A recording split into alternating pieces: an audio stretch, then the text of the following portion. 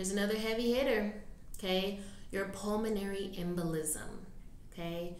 Pulmonary embolism. This happens when circulation of blood through the pulmonary artery is interrupted, okay? It's interrupted by a thrombus, okay? A thrombus or another type of emboli, okay?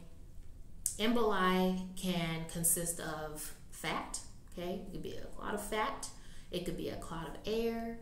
It could be cancer cells, okay? So don't just think, oh, blood clot, okay? Not just blood clot, okay? Just a clot, okay? An emboli, okay? That is lodged in the pulmonary artery, okay? This is a life-threatening emergency, and it leads to ventilation to perfusion mismatch, okay? So, quick overview. When a pulmonary embolism occurs, the pulmonary circulation becomes occluded. Occluded meaning clogged or stopped, okay, clot. A large embolism that blocks this area, okay, blocks the area of the main pulmonary artery is called a saddle embolism, okay. Smaller emboli can obstruct the gas exchange if they are lodged into the pulmonary arterioles, okay, the smaller arteries in the pulmonary, okay. When a blood clot is lodged in the blood vessels of the lung, it blocks the blood supply to the lungs, which increases pressure in the lungs, making the heart pump harder, okay, than usual. It makes it pump harder than usual, which leads to that ventilation to perfusion mismatch, okay, which we'll go over in a minute. Okay, so your pathophysiology from this. When alveolar ventilation is unchanged, but perfusion of the capillary bed is decreased, this leads to a dead space in the ventilation and hypoxemia. Okay, serotonin from our brain is released to trigger the contraction of the pulmonary vasculature, okay, which reduces the blood flow to the lungs. Okay, hyperventilation and altering the lung surfactant, the slime in your alveoli that aids in your gas exchange, okay? Hyperventilation and an alteration in that surfactant is a result of inflammatory mediators produced locally to lead to hypocapnia and respiratory alkalosis, okay? Respiratory alkalosis. So pathophysiology, hyperventilation, hypoxemia, hypocapnia, and respiratory alkalosis, okay? There's also an increase in peripheral vascular resistance, which is PVR, okay? So I want to touch on that VQ mismatch, okay, or that VQ ratio. So when gas exchange is impaired because the lung is still receiving oxygen, but a part of it is without adequate blood flow, or the blood flow is adequate but without oxygenation, there's a mismatch there. So either you're getting blood flow and no oxygen, or you're receiving oxygen and no blood flow. There's a problem. There's a mismatch. And that problem is the pulmonary embolism, because the embolism is obstructing the blood vessel, okay? It's obstructing the blood vessel. So every minute that we breathe, okay, the amount of air that enters the respiratory tract is about 4 liters every minute, all right? 4 liters over that 5 liters of blood flow through your capillaries every single minute, okay? So our VQ is usually supposed to be a 0.8, okay? 0.8. Any level above or below that 0.8 is a VQ mismatch, okay? So the pulmonary embolism, as I stated, just to recap, okay, that pulmonary embolism is obstructing that blood vessel. So there is either, what's going on here is the gas exchange is either impaired because the lung is still receiving oxygen, that hyperventilation, you're taking in a bunch of oxygen, okay, but because there's a clot there, you're not getting adequate blood flow. Okay, or the blood flow is adequate, you're getting blood flow, but you're not getting oxygen, okay? So either or can cause this mismatch, all right? And the manifestations of this mismatch, what it looks like is a headache, fatigue. So headache, because the brain is not getting oxygen, okay? Fatigue, dizziness, shortness of breath, okay? Wheezing, because it's affecting your respiratory as well. I already said your heart and your lungs, they're locked in, all right? They work very close. So when one's not working efficiently, then the other one is bound to not work adequately as well, okay? And vice versa.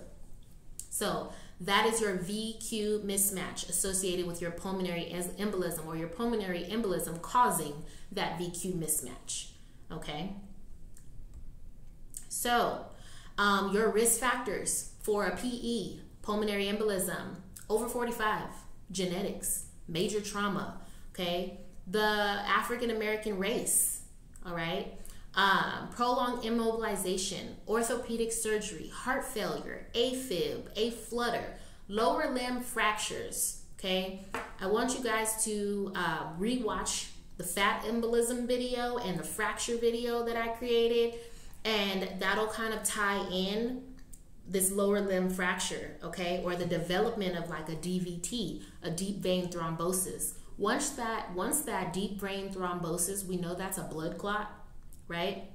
That can occur, especially as a complication from a long limb fracture or a break, okay? We know that DVT is a complication and can develop in our lower extremity. It is a clot, but once that clot gets dislodged and starts to be on the move, it's gonna go through the circulatory system, and guess where it's gonna end up? In the chest, in the thoracic cavity, okay? And it could be lodged in that pulmonary artery and then become a pulmonary embolism. I just ate. So, okay, most emboli, this is the way that most emboli arise from, okay? The lower extremity veins, okay? Your iliac vein, your femoral vein, popliteal veins. So when an emboli breaks off, okay, or your thrombus, it breaks off and it starts to move. The moment it starts to move, it becomes an emboli, okay? And it travels to the lungs, like I stated, resulting in a pulmonary embolism, okay? So impact on overall health. There are 4 different stages or pulmonary embolisms can vary. They have asymptomatic pulmonary embolisms, low risk, immediate risk, submassive risk, high risk, massive risk of pulmonary embolisms. But all of them require intervention, okay? All of them. All of them require intervention. I don't care if you're not getting symptoms or not. Something needs to be done about it, because even if they're very, very tiny, very, very small, not causing any symptoms, they can cause a bigger problem and exacerbate the issue later, okay? So tackle it as soon as you know about them, okay? Clinical presentation or manifestations that your patient is going to exhibit: dyspnea, chest pain, cough, shock, arrhythmia, syncope, chest pain, hemodynamic collapse, okay? Sometimes that pulmonary embolism getting lodged into that blood vessel, okay? It's lodged into that blood vessel. Guess what? Circulation is still going to keep trying to occur. And guess what? It keeps hitting this obstruction, and it's putting pressure on those vessel walls, and it can cause them to collapse, okay? Syncope, if you don't know what syncope is, it means fainting, okay? That oxygen, okay? That oxygen is disturbed, disrupted, all right? Lab tests and things that you want to check, okay? ABGs, of course, okay? Troponin levels, okay? Your troponin levels is going to tell us if your heart has suffered a lot of damage, okay? Your troponin levels are increased in some patients who have a moderate to large pulmonary embolism, because it's caused that much damage on the heart, and it could be indicative of the possibility to severe outcomes or even death, okay? So make sure you get troponin levels, all right? D-dimer as well. This can tell us the development of a blood clot, okay? ECG or EKGs, okay, to get the rhythm, the heart rhythm of the heart, okay? Ultrasounds, chest x-ray, a lung scintigraphy. This is going to test that VQ. This is going to do that VQ scan to test that VQ mismatch, Okay, that's also going to help us diagnose a pulmonary embolism. Okay, so applying your nursing process to this assessment, you're going to get your vital signs, assess the dyspnea, the chest pain, the color of the skin and the mucous membranes. Okay, is there any syncope? Did they faint? Okay, have they been feeling faint? Signs of shock. Okay, identify any comorbidities or related risk factors that they might have. Okay, that's your recognizing cues. That's what all of your data collection that you're going to get in your assessment. Then you're going to analyze them.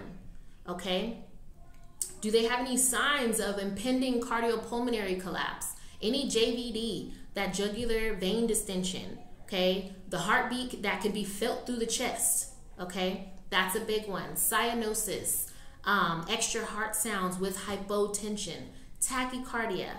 All right, heart rate that switches from tachycardia to bradycardia or to an arrhythmia. Okay, if that's happening, that means it's getting worse. It's exacerbating. Okay. The unexpected findings, or the findings that you don't want to see, is that impending cardiopulmonary collapse and that shock. Okay, that means things are getting bad real quick. Okay. Next, prioritize your hypothesis, oxygenation. Okay, you should prioritize your actions that expedite an accurate diagnosis. Okay, timely collection of labs, timely collection of scans, but prioritize your oxygenation, monitor your vital signs, and a cardiopulmonary assessment. Okay, assessing the heart and the lungs. Okay, generate solutions, make sure there is a timely diagnosis. This requires urgent treatment, urgent oxygenation, fluid resuscitation, frequent cardiopulmonary assessment, communicate client changes to the provider, and anticoagulation. Okay, anticoagulation is key for these patients. They will most likely go on a heparin drip. Okay, heparin for anticoagulation, to thin out the blood a little bit, to help get rid of these clots. Okay, taking action, administer that oxygen, monitor those vital signs. Okay, frequent cardiopulmonary assessment. All right, accurate documentation, client education, early initiation of those anticoagulants, okay, heparin, complete diagnostics, coordinate reperfusion. Okay, they may need blood products. Okay, after everything is said and done, they may. So getting that that type and screen to get their blood type and all of that is also important. Okay, evaluate outcomes, monitor for improvement or decline in their status. All right, we want to always see improvement.